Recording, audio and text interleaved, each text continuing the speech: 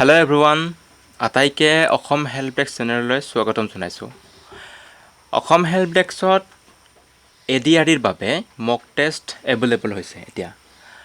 যিসকলে ভাবিছে যে নিজৰ যিখন পঢ়াখিনি বা নিজৰ জ্ঞাতখিনি বা আমি নিজকে টেষ্ট কৰিব বিচাৰিছে, আমি বাৰু পোনপ্ৰথমে আমি ল' লেভেলৰ এটা টেষ্ট পাতিছোঁ। ইমান কঠিনতা দিয়া নাই, সহজ সৰল। আৰু সহজ যদিও কিছুমান সহজ বস্তুৱে আমি নাজানাকৈ থাকোঁ বা জানো যদিও পাহৰি থাকোঁ। তাৰ বাবে আমি ADREৰ বাবে মক টেষ্ট পাতিছোঁ। অসমhelpdesk.comত যাব। অসমhelpdesk.comত গৈ কেনে তোমালোকে ADRE যিটো ছেশ্যন আছে তাত ক্লিক কৰি কেনে তোমালোকে দিব পাৰিব। মই বাৰু তোমালোকক এতিয়াই প্ৰেক্টিকেল কৰাই দেখাই আছোঁ। প্ৰথমে যাব গুগলত গৈ কেনে অসম হেল্প ডেস্ক বুলি ছাৰ্চ কৰিব। অসম হেল্প ডেস্ক বুলি ছাৰ্চ কৰাৰ পিছত ওপৰতে আহি যাব Assam help desk.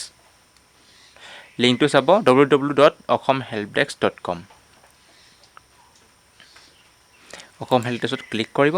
Assam help ডেস্কত click কৰাৰ পিছতে তোমালোকে ইয়াত চাবা যে আমি দেখিছোঁ ইয়াত বিভিন্ন ধৰণৰ টেপ আছে। টেপৰো নগৈ কেনে তোমালোকে যাবা যে ইয়াত class notes, syllabus, question paper, এই যিটো ADRE বুলি আছে, ADRE টেষ্ট এভেইলেবল, ইয়াত ক্লিক কৰিবা। ইয়াত ক্লিক কৰিলে তোমালোকৰ ADRE মক টেষ্টৰ বাবে যিটো পেজ অ'পেন হৈ যাব। তোমালোকে ইয়াত নিজৰ নামটো দিবা, তাৰপিছতে ফোন নম্বৰটো দিবা, তাৰপিছত ষ্টাৰ্টত ক্লিক কৰিবা। ষ্টাৰ্টত ক্লিক কৰিলে অ'পেন হৈ যাব। মই ইয়াত নাম আৰু ফোন নম্বৰ নাই দিয়াৰ কাৰণে ষ্টাৰ্ট হোৱা নাই। তোমালোকে যেতিয়া নিজৰ নামটো দিবা, তাৰপিছত নিজৰ নামটো দিয়াৰ পিছত তোমালোকৰ মোবাইল নম্বৰটো দিবা। ইয়াত অট'মেটিক যেতিয়া ষ্টাৰ্ট টেষ্ট নাও ক্লিক কৰিবা তেতিয়া ষ্টাৰ্ট হৈ যাব।